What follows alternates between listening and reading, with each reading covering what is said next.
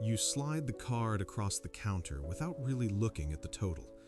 The barista slides the cup back, lid already on, the familiar weight in your palm. The morning light is still thin outside the window, traffic beginning to build. Another morning, another $4.70. You take the first sip in the car, and the day feels started now, properly aligned. It is easy to miss how often this happens. 5 mornings a week, sometimes the weekend too, when the walk to the office feels longer or the news is heavier. The app on your phone logs it quietly in the background, a line item nestled between the groceries and the gas and the phone bill. Last month, it came to $93. You noticed it while paying another bill online, paused for half a second, then closed the screen and moved on to the next task. At the next stoplight, you run the numbers, almost by accident, the way one might count the cracks in the sidewalk. $4.70 times 5 days is $23.50. Times 4 weeks is roughly $94. Times 12 months lands just over $1,100. The light turns green before the figure has time to settle fully in mind. $1,100. The kind of sum that could cover a short flight to see family, or the down payment on a decent used bicycle, or even the annual cost of a storage unit for the things you keep meaning to sort. Instead, the money slipped away, one cup at a time, into paper sleeves and plastic lids that end up in the trash by noon. The math hovers there, neutral and unaccusing. Then the radio station changes and the commute resumes its usual rhythm. There is a reason the stop keeps happening, of course. The purchase is more than the caffeine. It is the brief pocket of time where nothing is required of you except to state a preference. The steam carries the scent, the warmth travels through the cardboard. The first careful sip pushes back against the weight of the inbox and the meetings that will fill the hours ahead.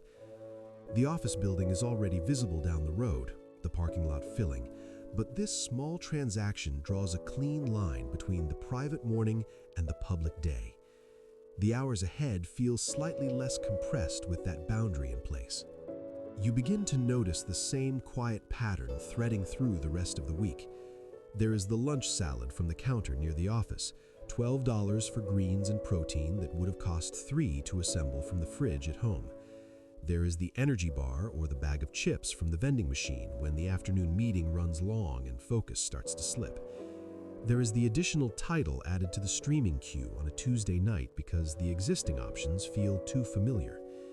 There is the quick delivery order on Thursday when the refrigerator light reveals only half a carton of milk and the energy for cooking has already drained away.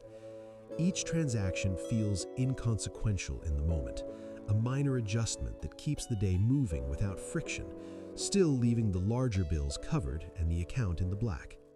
Together, these small outflows create a certain consistent texture to the ordinary week. The lifestyle that takes shape around them is recognizably comfortable.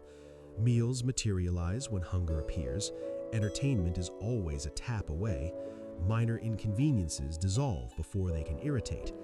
The paycheck arrives and departs without leaving visible gaps or triggering alerts.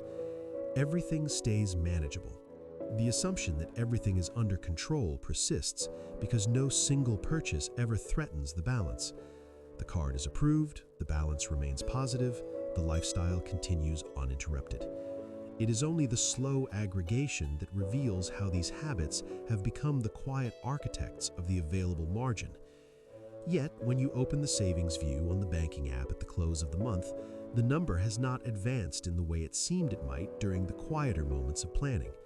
The forward motion remains subtle, almost imperceptible, masked by the steady current of these unremarkable daily deductions. The psychological ease comes from the very ordinariness of the behavior. None of the purchases presents itself as a significant decision. They surface as automatic responses to fleeting sensations, a touch of thirst, a dip in energy, a desire for novelty that lasts only minutes. They deliver an immediate, modest relief without asking for justification or review. The mind files them away alongside the weather report and the traffic update, background elements that require no further attention. It is only when the receipts accumulate in the glove compartment or the monthly summary arrives that the collective weight becomes noticeable, pressing gently against the edges of larger ambitions that never quite materialize.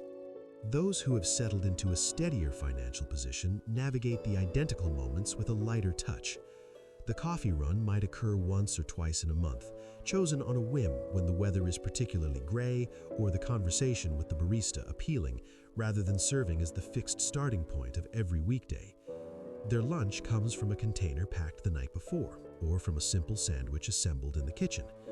Small indulgences appear sporadically, not as the invisible framework holding the schedule together. When they do stop at the same counter, the gesture carries no underlying necessity. It remains an option exercised freely, not a daily punctuation required to keep the rhythm intact. The external scene looks indistinguishable. Same line, same cup, same card. But the internal accounting differs in tone. You catch glimpses of this difference during the occasional quiet evening when the paper receipts have piled up in the console or the digital statements populate the inbox. The pattern emerges without effort once you allow it to remain in view for more than a passing second. These repeating small purchases have, over time, traced the boundaries of the daily existence you inhabit, a life in which the comforts arrive frequently yet remain modest in scale, where the prospect of more substantial changes lingers in the realm of future consideration rather than present action. The outline feels solid and familiar, almost predestined in its repetition, until the understated arithmetic quietly proposes that the shape may be more malleable than it first appears. You might let one of these routines sit unexamined for a while, just to watch what changes.